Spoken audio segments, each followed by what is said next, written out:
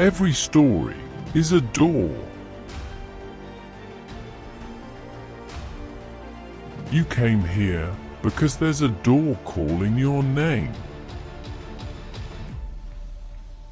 The orb sees everything. It knows what you need. It has chosen. I only retell.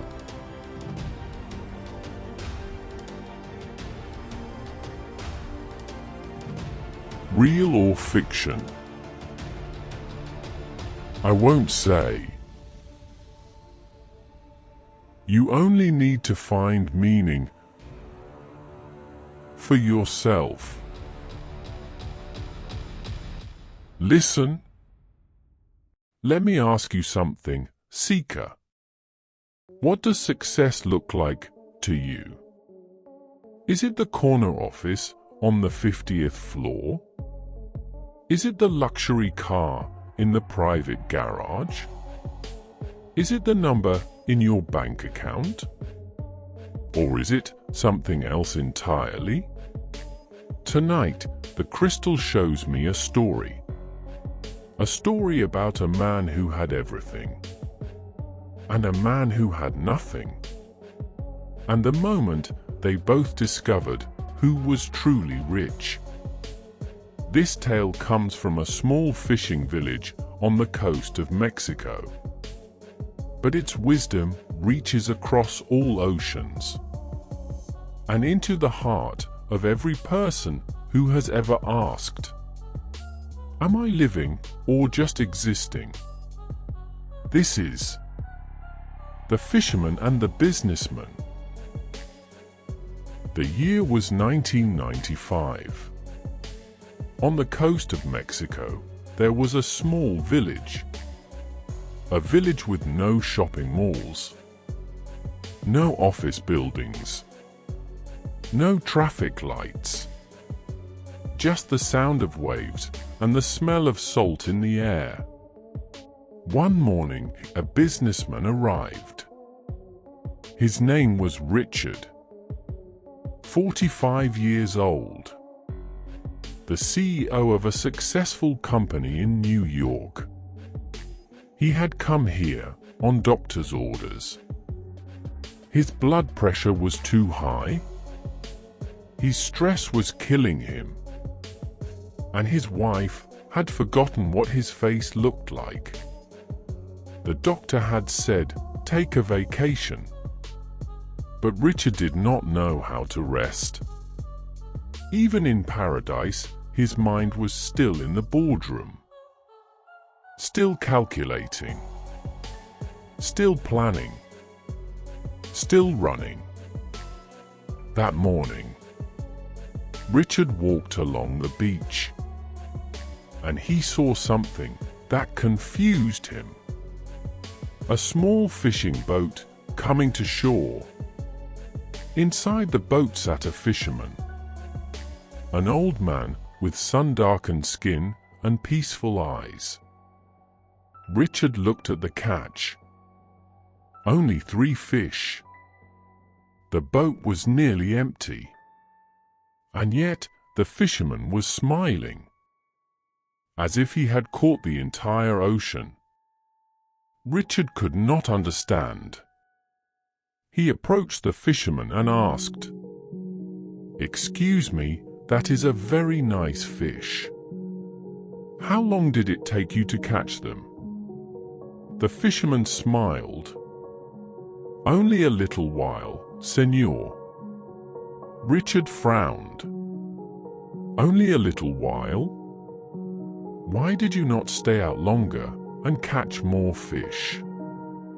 The fisherman looked at him with genuine curiosity and asked simply, "Why would I?" Richard's eyes lit up. This was something he understood.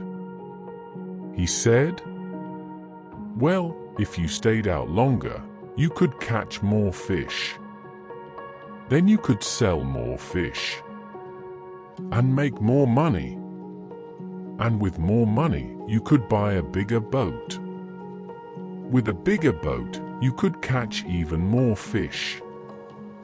Then you could buy another boat and another, until you have a whole fleet. Then, instead of selling to a middleman, you could sell directly to the processor. Eventually, you could open your own cannery. You would control the product, the processing, and the distribution. Richard was almost breathless with excitement. He continued, "Of course, you would need to leave this small village, move to Mexico City, then Los Angeles, then New York, to run your growing empire."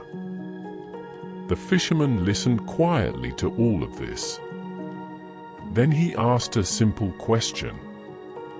"But Senor, how long would all this take?" Richard thought for a moment. 15, maybe 20 years. The fisherman nodded slowly. "And then what?" Richard smiled as if this was the best part. He said, "Then, when the time is right, you could sell your company stock to the public, become very rich, make millions." The fisherman asked again, "And then what?" Richard laughed. "That is the best part. Then you could retire, move to a small coastal fishing village, sleep late, fish a little, play with your grandchildren, take a siesta in the afternoon, stroll to the village in the evenings, sip wine and play guitar with your friends." The fisherman was silent for a moment. Then he smiled, the widest smile Richard had ever seen. And he said, "But Senor, is that not exactly what I am doing right now?" Richard stood there, frozen.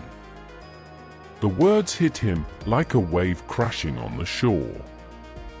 He looked at the fisherman, at the simple boat, at the 3 fish, at the peaceful village behind them. And for the first time in 20 years, he had nothing to say. The fisherman picked up his fish, put them in an old basket, and walked slowly toward his home, whistling a tune Richard did not recognize, but would never forget. And so I ask you, seeker, what are you running toward? And what are you running past without even seeing it? The world tells you that you need more. More money, more success, more followers, more things. But what if you already have enough? What if the life you are chasing is the life you are living right now? The fisherman understood something that Richard had forgotten. Time is the only currency that cannot be earned back. You can always make more money, but you can never make more time. Every hour you spend chasing tomorrow is an hour stolen from today. Every moment you delay happiness is a moment you will never get back. So here is what the crystal teaches us tonight. Do not spend your life climbing a ladder, only to realize it was leaning against the wrong wall. Do not wait until retirement to start living. Do not postpone joy until the conditions are perfect, because the conditions are never perfect. But this moment is. The fisherman knew a secret.